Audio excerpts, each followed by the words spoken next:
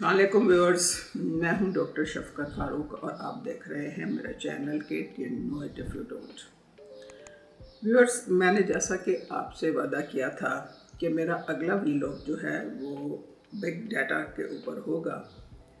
तो अब आपको पता चल गया होगा कि बिग डाटा से मेरा मतलब क्या है।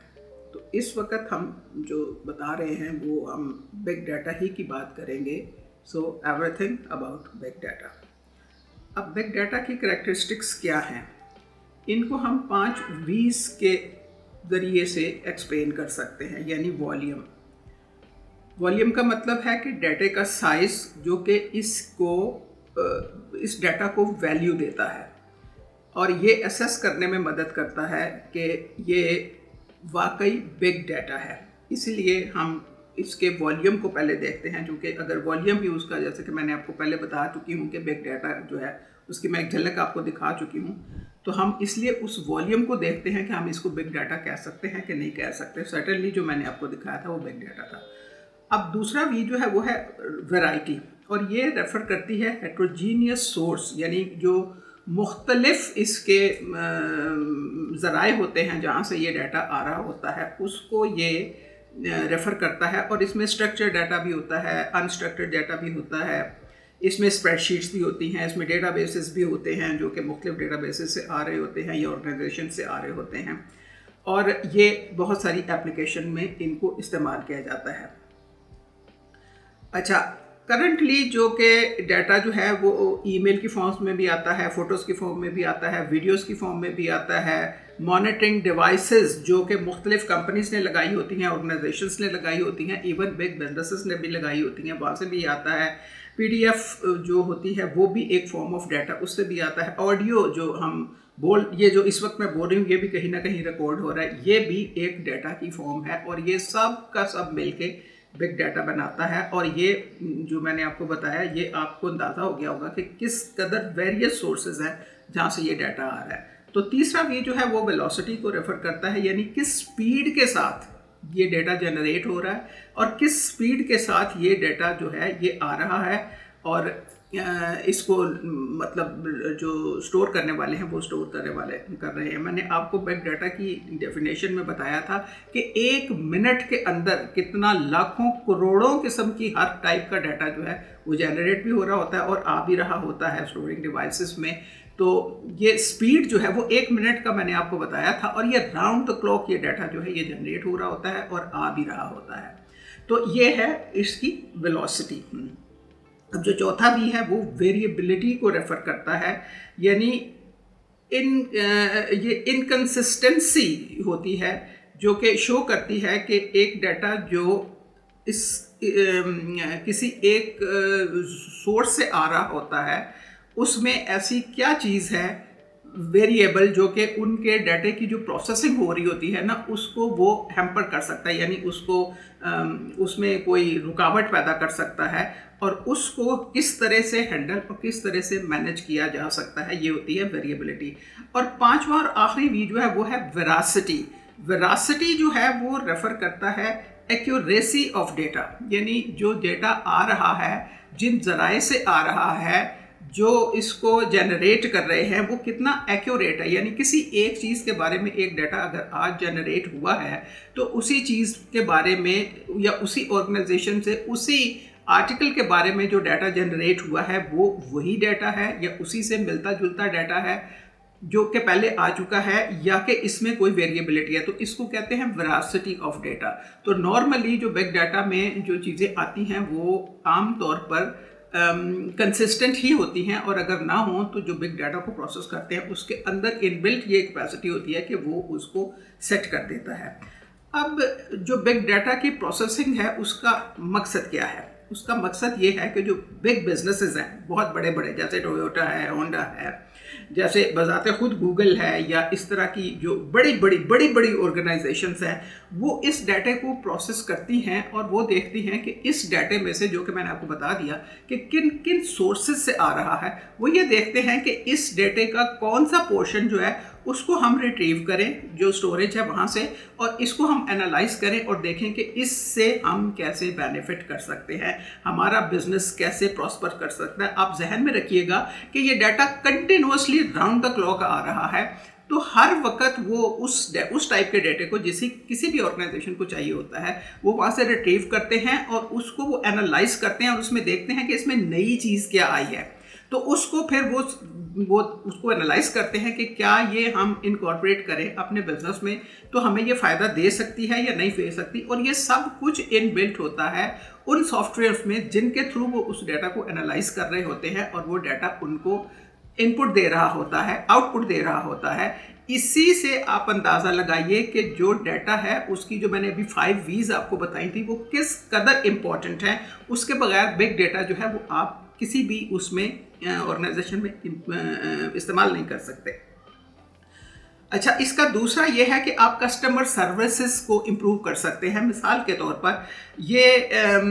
बिग डाटा जो है इसमें नेचुरल लैंग्वेज प्रोसेसिंग भी आती है, यानी आप किसी जगह पर खड़े हैं, कोई चीज़ आप डिस्कस कर रहे हैं, या कोई फॉर एग्जांपल आप कारों के शोरूम में खड़े हुए हैं, आप किसी कार के बारे में डिस्कस कर रहे हैं, आप आपस में गुफ्तगू कर रहे हैं कि इसमें ये एडवांटेज है और ये डिसएडवांटेज है। उसके बाद आप किसी क्लोथिंग आर्टिकल के ऊपर कोई आर्टिकल डिस्कस कर रहे होते हैं, आप बता रहे होते हैं कि इसकी क्या मतलब ये क्वालिटी है, इसकी फैब्रिक की या स्टिचिंग की या कुछ, ये सारी चीज़ें जो है ना ये रिकॉर्ड हो रही होती हैं किसी न किसी जगह पर। ये मैं आपको बताऊंगी कि कहाँ रिकॉर्ड हो रही होती हैं, और वहाँ से वो जो बिजनेस ऑर्गेनाइजेशंस हैं जो इस डाटे को रिट्रीव करके एनालाइज कर रही होती हैं, उनको पता चलता है कि हमारे फिलहाल प्रोडक्ट में क्या चीज़ हमें जो है ना वो या तो उसको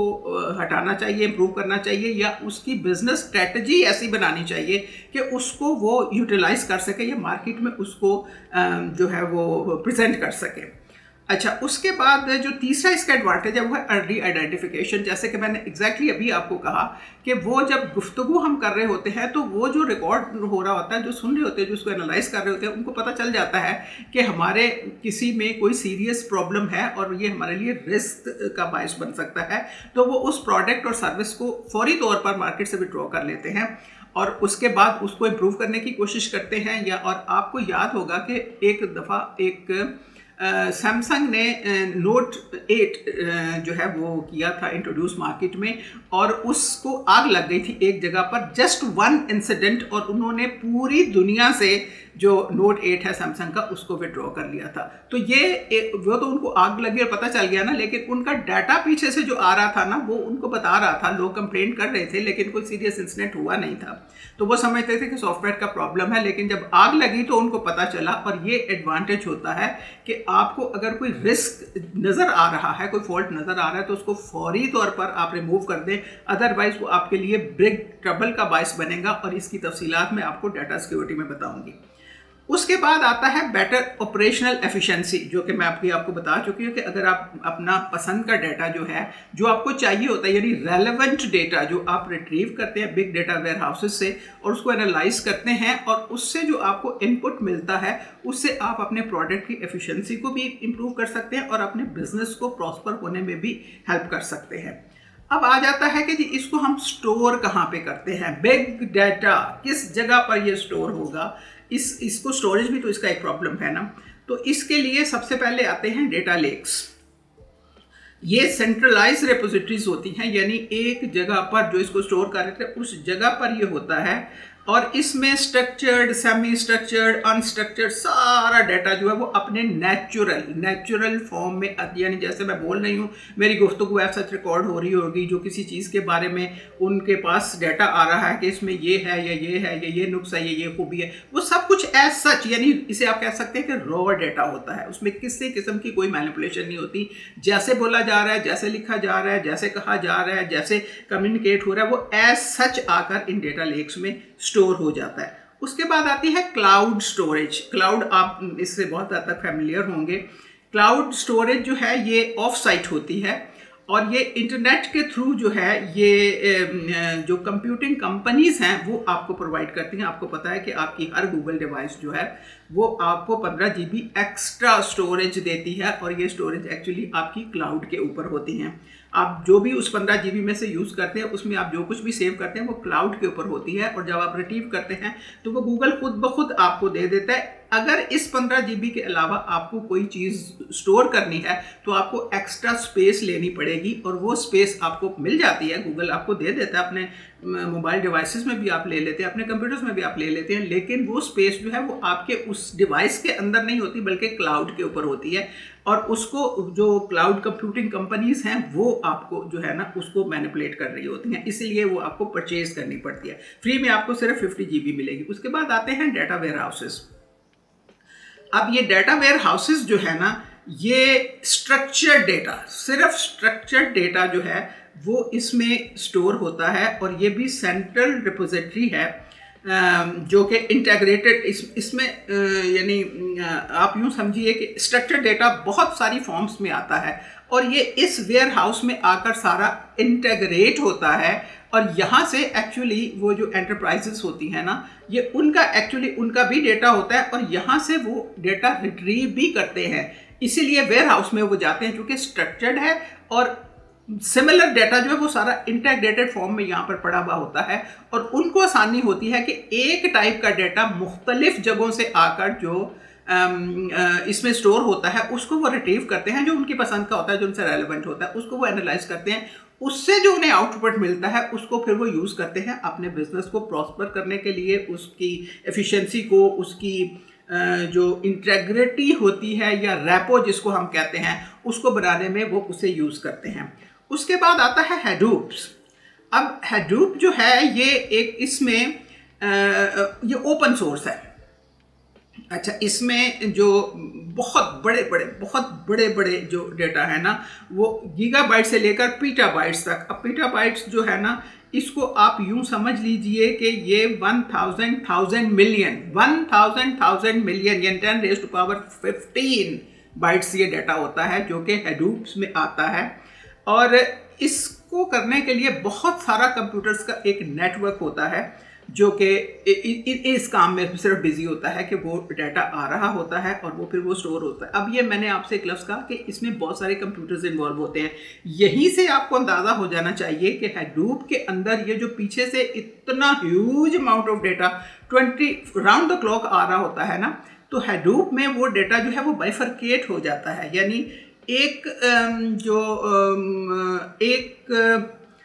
अब मैं कैसे बताऊं आपको कि जो एक टाइप का जो डाटा है वो एक उसमें चला जाता है, दूसरी टाइप का दूसरे उसमें चला, यानी आप यूँ समझ लीजिए खाने बने हुए होते हैं, आपने एक में मुर्गी के अंडे रख दिए, एक में बतख के अंडे रख दिए, एक में चिड़िया के अंडे रख दिए, एक में कौवे के अंडे रख दिए। ये आप यूँ समझ लीजिए, ये फनी एग्जांपल है लेकिन मैं आपको समझाने के लिए बता रही हूँ कि हैं सब अंडे, लेकिन यह है कि वो उनकी टाइप डिफरेंट है, उनका सोर्स डिफरेंट है, उनकी यूटिलिटी डिफरेंट है, तो वो मुख्तलिफ खानों में वो पड़े हुए होते हैं। और पता होता है प्रिसाइजली, जो डेटा एनालिटिक्स पे डीएनए पे काम करते हैं उनको पता होता है कि किस जगह पर कौन सा अंडा पड़ा हुआ है, उसको निकाल कर वो तोड़ते हैं और फिर उसके अपनी पसंद की वो जो भी उन्होंने आमलेट शामलेट बनाना होता है बना के तो वो दे देते हैं अपने लोगों को और अपने बिजनेसेस को। उसके बाद आता है नोस्क्वेल। ये डेटा जो है ना ये यानी ये डिस्ट्रीब्यूटेड डेटा सोर्स है। ये वो एक्सट्रीमली लार्ज डेटा स्टोरेज जिसमें जिनको यूज़ करना होता है ना वो इसको यूज़ करते हैं, और ये रियल टाइम डाटा होता है। यानी जो इंटरनेट ऑफ थिंग्स से आ रहा होता है या इंटरनेट ऑफ थिंग्स में जा रहा होता है, जो सोशल नेटवर्क से आ रहा होता है, ऑनलाइन एडवर्टाइजिंग से आ रहा होता है, गेमिंग से आ रहा होता है, शॉपिंग से आ रहा होता है, रियल टाइम वेब ऐप से आ रहा होता है, ये सारा डाटा जो है ये इसमें नोस्क्वेल में जा रहा होता है। और इसमें सबसे ज़्यादा जो डाटा है वो आ रहा होता है इंटरनेट ऑफ थिंग्स से। मैं आपको बताऊंगी कि इंटरनेट ऑफ थिंग्स जो है वो किस बला का नाम है, और ये हमारे एक्चुअली जो आजकल जो हमारी आईटी की सर्विसेज हैं या जो हमारे इर्द गिर्द जो कुछ हो रहा है उसमें IoT का, जिसको IoT इंटरनेट ऑफ थिंग्स जो है उसका एब्रिविएशन है IoT। आप अक्सर जगहों पर ये लफ्ज़ लिखा हुआ देखेंगे कंप्यूटर साइंसेस में IoT, I capital, O small और T capital, internet of things ये है। और ये बहुत कॉमन लफ्ज़ है और इसको समझना बहुत ज़रूरी है। इसको समझने के लिए कि हमारा जो DNA है ये क्या करता है और किस तरह हम इससे फ़ायदा उठा सकते हैं। अब डेटा जो है वो एक्सेस हो सकता है इन सारे वेयरहाउसेस से और ये यूज़ होता है आर्टिफिशियल इंटेलिजेंस में, मशीन लर्निंग में, नेचुरल लैंग्वेज प्रोसेसिंग में। और जो बॉट का लफ्ज़ आपने बहुत सुना होगा, ये बॉट एक्चुअली इंटरनेट रोबोट है, जिसको हम एब्रिविएशन जिसका हमने बॉट बनाया हुआ है। ये इंटरनेट रोबोट्स जो है ना, ये डाटा इनको ट्रेन करने के लिए यूज़ होता है। आप जहन में रखिएगा, मैंने आपको इंट्रोडक्टरी वीलॉग में बताया था कि हम कंप्यूटर को सिखाते हैं कि उसने क्या करना है,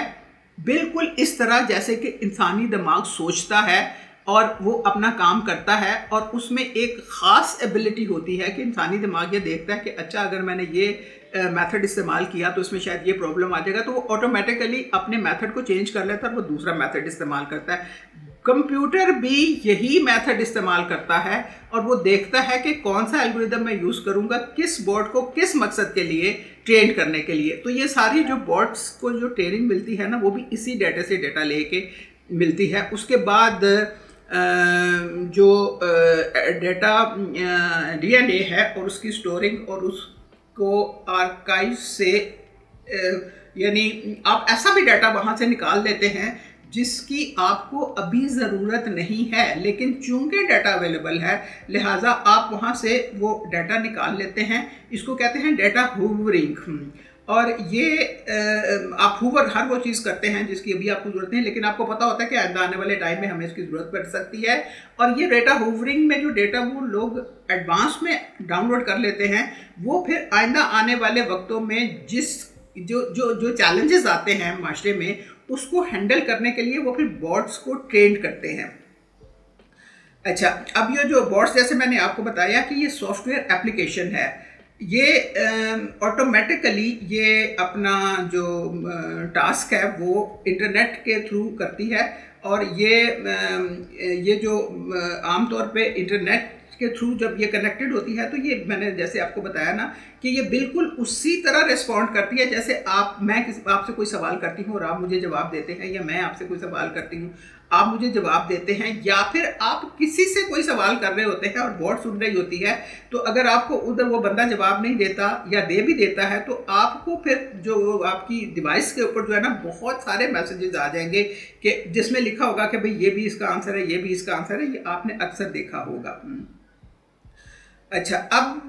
ये मैसेज आपने देखा कि आपके मोबाइल के ऊपर मैसेजिंग आ जाती है। आप कहीं भी गए होते हैं तो वो आपको वो बता देता है, आपका मोबाइल बता देता है कि भाई फलां जगह कैसी थी, वहाँ से आपने क्या देखा या क्या नहीं देखा। यानी आजकल वो हर वो चीज़ आप जहाँ पाए जा सकते हैं, एक्सेप्ट कि आपके वॉशरूम में वो शायद उसका एक्सेस है या नहीं है, लेकिन आपको नहीं पता था। अदरवाइज़ वो आप किसी भी दुनिया के कोने में हो तो उसको पता चल जाता है कि आप कहाँ पे हैं, और वो आपसे पूछता है कि भाई कोई आपका वो जगह कैसी थी। मतलब उसका ये होता है, एक तो ये सीधी सी बात है जो वो नहीं बताते कि उनको पता होता है कि हमें मालूम है आप कहाँ पे और क्या कर रहे हैं। दूसरा, वो बेसिकली वो आपसे ये जानना चाह रहे होते हैं कि भी जिस जगह पर आप गए हैं कोई प्रॉब्लम वहाँ पे है, ताकि उनको आप वो बोले और उनको पता चल जाएगा, फिर वो उसको इम्प्रूव करने की कोशिश करेंगे या जैसा भी होगा। तो आप देखें कि ये कंप्यूटर्स की दुनिया और ये डेटा की और एनालिटिक्स की दुनिया जो है, ये किस कदर मिस्टीरियस और किस कदर आपके लिए जो है ना, वो एक ऐसी चीज़ जो आपको नज़र नहीं आती लेकिन आपके सारे काम कर रही होती है। अच्छा,